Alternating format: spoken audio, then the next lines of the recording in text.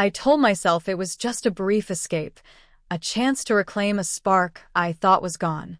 My husband, David, was gentle and steadfast. But over time, our marriage faded into routine, quiet dinners, tired mornings, and words that felt empty. So when Ethan, an old flame, reached out with whispers of passion and excitement, I gave in.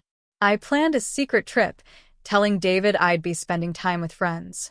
As soon as I boarded the plane, I silenced his number to avoid any interruption. The days with Ethan were everything I thought I longed for. Lavish meals, reckless laughter, fleeting kisses that made me feel young again. With him, I shed the weight of vows, of responsibility, of the man waiting for me at home. Each night, I told myself it was harmless, that I'd return unchanged, that David would never know. But in the rare moments of stillness, guilt crept in, whispering truths I wasn't ready to hear. I ignored it. I kept my phone off, shutting out his calls, his concern, his love. For 7 days, I drifted through a dream. Meanwhile, David sat in silence, alone, abandoned, with no clue where I'd gone.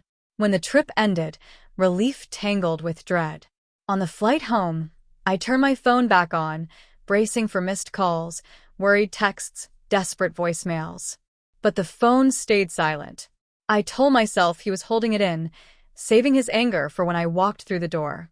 When I returned, I wore a practiced smile, pretending nothing had changed. But everything had. His shoes were missing from the doorway. His coat no longer hung on the chair.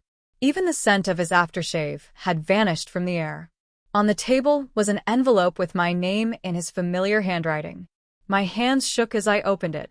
Clara, I don't know where you went or why you shut me out, but your silence said more than words ever could.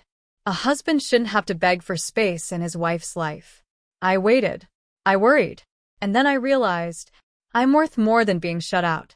By the time you read this, I'll be gone. I'm done waiting. Farewell. The words hit harder than any argument ever could. My chest tightened. My knees gave way. I collapsed into a chair, the weight of his absence sinking in. I wanted to call him, to explain, to beg. But I knew my betrayal was exactly what he had feared. Weeks passed. No sign of David. He ignored every call, every text, every letter. It was as if he'd erased me completely, leaving me behind in the shell of our life. I had gambled his loyalty for a moment of thrill and lost everything. Ethan reached out again, but I turned him away.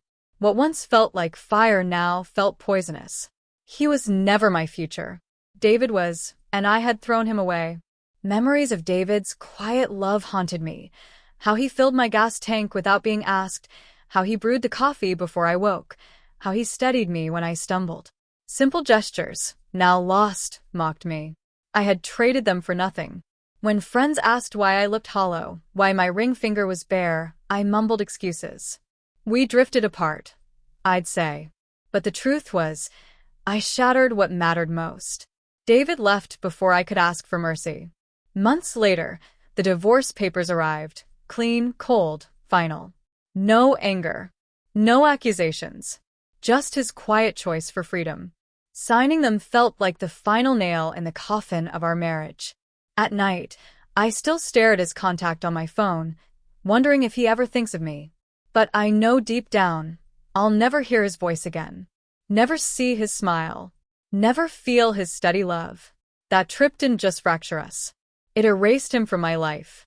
Love isn't fleeting passion or reckless adventure. It's loyalty. It's respect. It's trust. I lost David because I forgot that truth. And while the world keeps spinning, my heart is still trapped in the silence of a man I drove away and who never looked back.